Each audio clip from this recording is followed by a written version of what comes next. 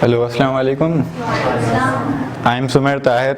तो अभी हम क्या कर रहे हैं, बहुत बातें हो गई मशीन लर्निंग, अपना स्क्रैपिंग, ऑटोमेशन, डेटा साइंस, जो थी सारी वो मशीन लर्निंग के बारे में बात हो गई।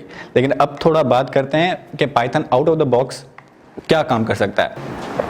क्या आपने सोचा है कि भाई हम पाइथन में कोड जो भी कर रहे हैं, मशीन लर्निंग के मॉडल्स बना रहे हैं, स्क्रैपिंग कर रहे हैं, ऑटोमेशन बना रहे हैं, उनको हम एक इंटरफेस दें ताकि वो एक यूज़र जो है उनके साथ इंटरेक्ट कर सके। हम प्रोग्रामर तो चलो ठीक है, CMD पर कमांड रन कर दी और हमें वो डेटा मिल गई, लेकिन एक अच्छा इंटरफेस हो कि अगर मेरा कोई मॉडल जो है वो कोई और यूज़ करना चाह रहा है या कोई टूल मैंने बनाया है वो कोई और यूज़ करना चाहता है, तो उसको मैं कोई अच्छा सा इंटरफेस दूं। तो आपने यही सोचा होगा कि भाई इंटरफेस कैसे दूं मैं। तो let's discuss about web development in with Python. We will be discussing Django framework built on Python, only on Python। अब इसमें पाइथन में वैसे हमारे पास फ्रेमवर्क्स बहुत हैं, फ्लास्क है, फास्ट API है, जेंगो है, लेकिन अब क्या है, जेंगो सबसे बड़ा फ्रेमवर्क है पाइथन का वेब डेवलपमेंट में। फास्ट भी है, वो भी पॉपुलर है, लेकिन जेंगो भी बहुत पॉपुलर है और वो एंटरप्राइज लेवल की वेबसाइट्स और एप्लीकेशन बनाने में बहुत हेल्प करता है। तो फ्रेमवर्क तो वैसे अलीशा ने पूछा था कि क्या होता है फ्रेमवर्क, तो अब आइडिया हो गया कि भाई फ्रेमवर्क क्या होता है। फ्रेमवर्क क्या होता है, एक हमारे पास बिल्ट इन बेस लाइब्रेरीज होती हैं, मतलब कि एक चीज़ें हमारे पास बनी पड़ी हुई होती हैं, मतलब एक टूल बॉक्स की तरह समझ लो कि वो हमारे पास पड़ा हुआ है, एक बेस बनी हुई है, ताकि मुझे क्या है चीज़ें जो है ना बेस से ना बनानी पड़े, हर चीज़ में बैठ के स्क्रैच से बनाऊँ। ये तो अच्छा नहीं होगा ना कि भाई हर चीज़ में स्क्रैच से बनाऊँ और फिर वो इतना कितना टाइम कंज्यूम हो जाएगा। तो इसलिए वजह से क्या है, फ्रेमवर्क्स हमारे पास हैं वो जो हेल्प करते हैं हमें, ताकि हम क्विकली मैं उनको इंपोर्ट करूं, यूज़ करूं अपने पास और रैपिडली मेरी वेब एप्लीकेशन तैयार हो जाए। अब ये है पाइथन की यूजेज कितनी है, वेब डेवलपमेंट इन पाइथन। अब वैसे तो सारे मतलब हमारे पास क्या करते हैं कि भाई machine learning, Python means machine learning, Python means data science, data analyse, लेकिन ये सबसे खास बात कि हमारे पास जो पाइथन है वो प्राइमरीली यूज की जाती है फॉर वेब डेवलपमेंट और डेटा एनालिसिस, उसके बाद फिर मशीन लर्निंग, और ये समझो इन सम अप के हो जाते हैं, लेकिन सबसे ज़्यादा प्राइमरीली हमारे पास वेब डेवलपमेंट के लिए यूज होते हैं। तो ये बात बहुत खास है। अब जेंगो जो है क्या है वो, अब खास बात सबसे मुझे क्या अच्छी लगती है फ्रेमवर्क्स की, जेंगो की, कि हम जो भी काम कर रहे हैं वो पाइथन पे कर रहे हैं। अब पाइथन कितनी पावरफुल है ये तो अहमद भाई ने और अलीशा और तला ने बताया कि पावरफुल है। तो हम सारी पाइथन की जो भी पावरफुलनेस है वो हम एक वेब एप्लीकेशन में इंटीग्रेट कर रहे हैं। तो मतलब कि इट्स साउंड अमेजिंग राइट, मतलब कि यार मैं एक अपना फेस रिकॉग्निशन मॉडल बना रहा हूँ और वो मैं अपनी वेब एप्लीकेशन में इंटीग्रेट कर सकता हूँ। अब जावा स्क्रिप्ट या जावा या दूसरी जो भी है, अब उनमें बैठ के मैं बनाऊँ अपना सारा वो, मतलब बहुत इजी है। फेस रिकॉग्निशन मॉडल और ये जो भी है बेस उनमें बनी पड़ी होती है पाइथन में, तो वो आप क्या है जेंगो मतलब पाइथन के जरिए अपनी वेब एप्लीकेशन में इंटीग्रेट कर सकते हो। तो जेंगो जो है वो हमारे पास पूरी की पूरी पाइथन ही है, समझे, पूरी पाइथन है जो कि फ्रेम बिल्ट इन लाइब्रेरीज हमें प्रोवाइड करता है। और उसके अलावा इसकी कम्युनिटी बहुत ही अमेजिंग है और बड़ी है। मुझे अभी तक ऐसा कोई प्रॉब्लम मतलब फेस नहीं करना पड़ा जिसकी कोई सॉल्यूशन ना हो। मतलब इतनी कम्युनिटी है जो सारे प्रॉब्लम्स हल किए हुए हैं और बहुत ही हेल्पफुल है। तो मतलब ऐसे अगर आप स्टार्ट करना चाहते हो तो community will help you a lot. और इसके अलावा फेमस ब्रांड्स यूजिंग जेंगो। अब आप शॉक रह जाओगे कि इंस्टाग्राम तो यूज किया होगा सबने, किस पर बना है, इसकी बैकएंड जो है आपकी जेंगो पे बनी हुई है। स्पॉटिफाई यूज किया है, स्पॉटिफाई किस पे बना हुआ है आपका जेंगो पर। यूट्यूब पहले आपका PHP पर बना हुआ था, लेकिन उसके बाद क्या हुआ कि यूजर्स की बहुत ही मतलब ट्रैफिक बहुत हो गई और उनको मतलब अपना चेंज करना पड़ा। PHP यू कैन अब मतलब बहुत स्लो हो गई है, अब कौन यूज को करते हैं, खैर अब मैं नहीं बोलूँगा PHP पर। खैर ड्रॉपबॉक्स सुना होगा आपने, ड्रॉपबॉक्स क्या है, क्लाउड है, स्टोरेज है, और ये भी। और सिर्फ यही नहीं, नासा की जो वेब एप्लीकेशन है वो भी आपकी जेंगो पर बनी हुई है। मतलब आप सोच सकते हो कि जब नासा एक जेंगो पर वो रिलाई कर सकता है फॉर इट्स सिक्योरिटी, तो मतलब आप क्यों नहीं। अब वैसे मैंने इसको क्या है ज़्यादा सर्च वगैरह किया, रिव्यू वगैरह पढ़े, तो ज़्यादातर जो जेंगो की जो है डेवलपर्स, वो उन्होंने मतलब स्टार्टअप के लिए यूज़ की है जेंगो। मतलब एक अलोन स्टार्टअप के लिए कि भाई मैं एक अलोन प्रोग्रामर हूँ, मुझे एक स्टार्टअप करना है, तो मैं अब कौन सी मतलब वो टेक्नोलॉजी यूज़ करूँ। तो फॉर माई ओन स्टार्टअप मैं यही सोचूंगा कि मैं बेस्ट में से बेस्ट सेलेक्ट करूँ। तो यही ऐसे ही मेरा कुछ इंटरेक्शन हुआ जेंगो के साथ कि भाई अब मुझे क्या हुआ, दोस्त ने मुझे एक स्टार्टअप के वाले से थोड़ा वो बताया कि भाई ये वगैरह है, वेबसाइट ये बनानी है। तो मैंने कहा हाँ ठीक है, हम कर लेंगे इंशाल्लाह। मैंने जेंगो पे वो मतलब सर्च किया पहले कि भाई कौन से हमारे पास फ्रेमवर्क्स हैं, ये क्या है, कैसे काम करती है। मैंने इसलिए भी जेंगो सेलेक्ट की क्योंकि मेरा जो मेन गोल है वो है AI साइड। तो AI साइड जब मैं जा रहा हूं तो एक मेरी वो है प्रिंसिपल है कि भाई आपको एक इंटरफेस ज़रूर आना चाहिए, या तो मतलब डेस्कटॉप एप्लीकेशन का इंटरफेस हो, या मोबाइल एप्लीकेशन का फ्रंट एंड हो, या वेब एप्लीकेशन का हो। ये क्या है, इंटरफेसेस हैं। तो आपको एक इंटरफेस ज़रूर आना चाहिए, इन तीनों में से कोई भी इंटरफेस हो, और एक कोई हाई लेवल चीज़ हो जैसे AI साइड हो, वो आपको आनी चाहिए। तो अब मेरा जो अल्टीमेट गोल है वो था कि मुझे ML साइड एनी हाउ जाना ही है। लेकिन जब जाना ही है तो उसकी वजह से फिर मैंने क्या किया, पाइथन पर जेंगो सीखी, क्योंकि आगे ये मेरी बहुत हेल्प करेगा। तो I will recommend you all कि आप कोई ना कोई एक इंटरफेस सीखो, वेब एप्लीकेशन हो, मोबाइल एप्लीकेशन हो, या जो भी हो, पर आप सीखें। तो अब ठीक है, वेबसाइट तो मैंने बना ली, लेकिन अब वो दोस्त ने कहा बस मुझे नहीं करना वो स्टार्टअप। मैंने कहा ठीक है, लेकिन मैंने अपनी मेहनत को राय का नहीं जाने दिया। I sold that website for $500। उसके अलावा वो वेबसाइट मैं अपने यूनिवर्सिटी में भी बहुत सारे प्रोफेसर को चिपका चुका हूँ फॉर प्रोजेक्ट्स लाइक दैट। मैंने वेबसाइट बहुत amazing. Okay, moving on. Django का जो आर्किटेक्चर है वो है आपका MEC पे बेस्ड है, बट थोड़ा डिफरेंट है, बट बेस्ड आपका MEC पर है, model view controller. I hope कि एवरीवन ने सुना होगा मॉडल व्यू कंट्रोलर। ये डिज़ाइन पैटर्न है। इसमें आप क्या करते हो कि आपका डिज़ाइन जब आप वेब एप्लीकेशन बना रहे हो तो उसमें अंदर फोल्डर्स वगैरह, डायरेक्टरीज वगैरह जो भी चीज़ें होती हैं उसमें उस हिसाब से बनी हुई होती हैं, ठीक है। तो MVC पर बेस्ड जेंगो है, लेकिन वो यूज कर रहा है MVT, model view template. View आपका क्या है, लॉजिक करता है, जैसे वो अपना MVC में कंट्रोलर लॉजिक हैंडल करता है और व्यू यहाँ पे लॉजिक करता है। अब मुझे पता है कि view is unrelated to the logic, but हम यहाँ पे कर देते हैं और बिल्कुल ही अनरिलेटेड है, इसके पीछे कोई भी वो नहीं है इनकी। और टेम्पलेट आपको व्यू प्रोवाइड, समझो कि MVC के मुताबिक आपको व्यू प्रोवाइड करता है एज अ टेम्पलेट, कोई index.html फाइल जो भी है वो प्रोवाइड करता है। अब उसके अलावा जो जेंगो में है, जो आपकी मुझे मतलब ये एक अच्छी बात लगती है जेंगो में कि वो बहुत ही स्ट्रक्चर्ड वाइज है। मतलब कि जैसे MVT है, उन्होंने डिज़ाइन पैटर्न जो रखा है स्ट्रक्चर वाइज, इस हिसाब से कि भाई हर चीज़ अलग अलग अपनी अपने हिसाब से हो रही है। तो मतलब जब अगर कोई न्यू डेवलपर टेक ओवर करता है तो उसे चीज़ें समझने में मुश्किलात नहीं होगी, क्योंकि हर चीज़ अलग सेपरेट है और उनको समझना बहुत ही फिर उसमें ईजी हो जाता है। इसी वजह से एक जेंगो की वेब एप्लीकेशन जो है ना, वो अंडरलाइंग है into small pieces of apps.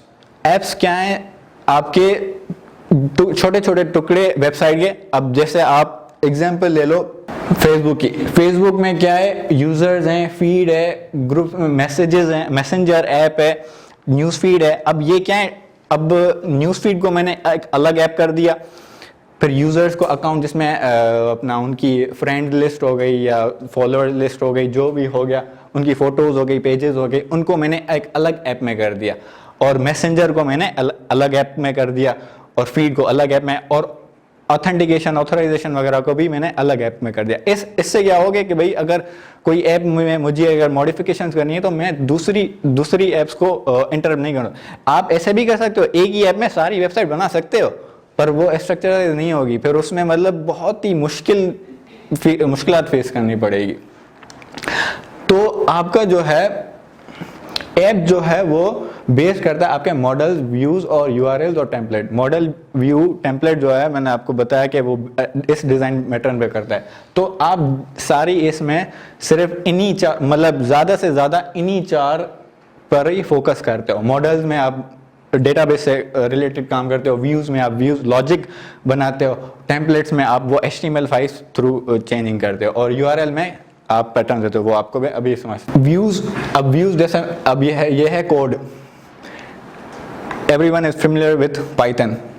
तो ये आप समझ सकते हो क्या है, एक फंक्शन बना हुआ है प्रोफाइल व्यू का, उसके अंदर रिक्वेस्ट एज अ पैरामीटर और user is equal to get user भी एक फंक्शन कॉल हो रहा है यहाँ पे, और रिटर्न की कमांड है। अब ये सिंपल व्यूज क्या है, ये है लॉजिक। यहाँ पे हम अपनी लॉजिक को इम्प्लीमेंट करेंगे। अब कोई भी मेरा ML का मॉडल है, या जैसे तलहा ने बोला कि स्क्रैपर बनाना है, तो स्क्रैपर, अब मेरा काम क्या इजी हो गया, मैंने उसका एल्गोरिथम उठाया, या तो मैंने व्यू में यहाँ पे पेस्ट कर दिया, या एक अलग फाइल बना दी इस स्क्रैपर की, और उस मॉड्यूल को मैंने क्या किया, यहाँ पे इंपोर्ट करवा के और यहाँ पे उस कोड को यूज कर दिया, बस वो चीज़ बन गई मेरे पास। और वेब एप्लीकेशन बन गई उनकी, जो उन्होंने फरमाइश की थी कि भैया वो वेब एप्लीकेशन बनाओ तो अच्छा होगा। जेंगो आपको बहुत ही मतलब वर्सटाइल है और ईजी टू यूज है। मतलब उसका सिंटैक्स वही है जो कि पाइथन का है, तो मतलब क्या प्रॉब्लम है उसको सीखने में, मतलब बहुत इजी हो जाता है। अब जैसे क्या है, यूआरएल पैटर्न्स है ना। अब यूआरएल पैटर्न में जैसे अब मेरा फीड पे जा रहा हूँ या माय प्रोफाइल पे जा रहा हूँ, हर यूआरएल पर हमारा एक व्यू, ये वाला जो फंक्शन है वो उस यूआरएल पर कनेक्ट हुआ होता है, कि जब यूजर अगर इस यूआरएल पे जा रहा है तो वो क्या करता है, इन सिंपल बस इस फंक्शन को कॉल करता है, और वो पीछे ये फंक्शन कॉल करके जो भी लॉजिक होती है, जो भी इनकी स्क्रैपर की है या इन भाई की डीप लर्निंग की वो है, जो भी है वो उनको कॉल करके, और आखिर में क्या है, एक टेम्पलेट उनको रिटर्न कर देता है with along with the data. जो भी डेटा, ये डेटा क्या है, जस्ट डिक्शनरी फेमिलियर हो ना, सब डिक्शनरी थे, अभी हमने सीखा, ठीक है।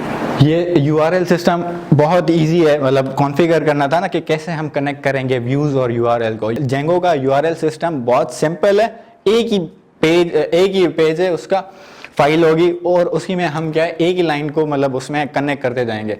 यहाँ पे मैंने पाथ दे दिया, और पाथ में यूआरएल का नाम, और फिर views डॉट प्रोफाइल व्यू जो मेरी व्यूज वाली फाइल में मैंने उसको इंपोर्ट करवा दिया। अब ये आपस में कनेक्ट है। जब भी प्रोफाइल वाली यूआरएल पे हमारा यूजर जाएगा तो वो इन सिंपल इस फंक्शन को कॉल कर देगा। Simple is that, simple but powerful Django का बहुत ही। उसके अलावा जेंगो हमें प्रोवाइड करता है टेम्पलेट लैंग्वेज। अब जाहिरी बात है, अगर मैं फुल स्टैकिंग कर रहा हूँ विद जेंगो, फुल स्टैकिंग इन मुराद के अब मैं फ्रंट एंड भी बना रहा हूँ ना जेंगो के साथ, मतलब वो यूज तो मैं HTML CSS और बूटस्ट्रैप कर रहा हूँ, लेकिन उसके अंदर भी मुझे क्या है, नीड पड़ती है कि भाई मैं लूपिंग कर रहा हूँ, या जो डेटा मेरा भेज रहा है व्यू से, तो उसको भी मैं क्या करूँ, वहाँ पे शो कर रहा हूँ। तो उससे भी टेम्पलेट लैंग्वेज प्रोवाइड करता है, जहाँ पे वो भी पाइथन ही है, बस इन सिंपल उसके पास टैग लगे होते हैं, ये परसेंटेज का और कर्ली ब्रैकेट का, बाकी होती वो भी पाइथन ही है, लेकिन वो इन कहाँ पर होती है, टेम्पलेट के अंदर होती है HTML में।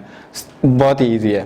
उसके अलावा वो जो मॉडल्स हैं, अब क्या है, जेंगो बहुत ही मतलब आपको क्या है, मॉडल्स और डेटाबेस से मतलब जान छुड़ा देता है। एक तो मतलब क्या है, डेटाबेस से आप इतना वो नहीं है। वैसे क्या करता है वो, PHP में या जावा में जाओ, पहले अपना डेटाबेस खोलो, वहाँ पे क्रिएट टेबल करो, फिर वो कॉलम्स बनाओ, सेट करो।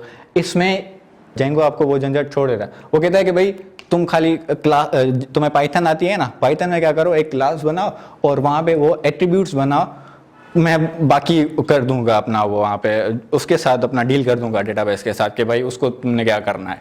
तो वहाँ पे यही क्लास प्रोजेक्ट पाइथन में पता होगा कि क्लास कैसे बनती है। और title is equal to models dot char field, ये क्या है, उसके एट्रीब्यूट्स हैं। अब इसमें मतलब ये क्या होगा कि ये क्लास क्या है, एक टेबल बन गई अंदर, लेकिन ये तो एक फाइल में करते हैं, उसकी वजह से एक कमांड रन करनी पड़ती है, पाइथन main.py मेक माइग्रेशंस। वो माइग्रेट करती है इस कोड को डेटाबेस में, फिर वो कन्वर्ट हो जाता है खुद ही। फिर बस हमें और कोई भी काम नहीं करना पड़ता, बस हमें सिर्फ ये कोड लिखना पड़ता है। और क्या ये फैसिनेटिंग नहीं है, मतलब ये बहुत ही आसान होगा काम।